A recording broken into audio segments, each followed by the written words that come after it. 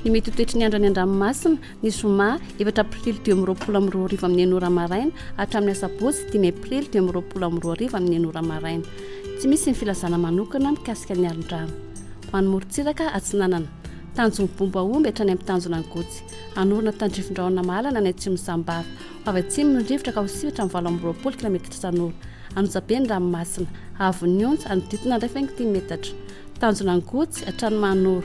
Anorina mahalana any avaratra Sainte-Marie. Avy atsimo ny rivotra ka ho 20 km isan'ora. Anotsabe ny ranomasina avy ny onja anodidina 20 metatra.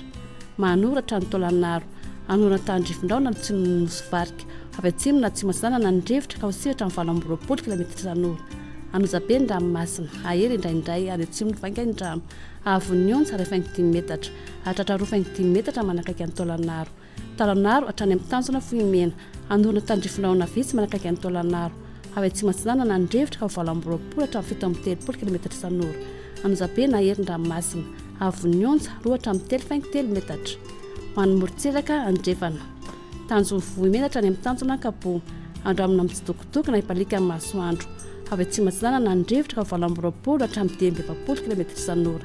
Anotsabe na ahery ny ranomasina avy ny onja 2 hatramin'ny 3 metatra. Tanjona Kapo hatrany amin'ny tanjona Filanandro. Hipalika amin'ny masoandro. Avy atsimo ny rivotra ka ho 10 hatramin'ny 20 km isan'ora. Adiny mpanonja ny ranomasina avy ny onja aotra 5 hatramin'ny 2 metatra. Anotsabe ka hatratra 20 metatra any atsimo Morondava. Isy alin-drano avy atsimo. Tanjona Filanandro hatrany Analalava. Andro amin'ny mitsitokotoko na hipalika amin'ny masoandro. Avy asanana na avatra sanana ny rivotra ka ho 20 hatramin'ny 20 km isan'ora. Otony ny ranomasina avy ny onja latsaky ny aotra 20 metatra. Analalava hatrany amin'ny tanjona Bombaomby.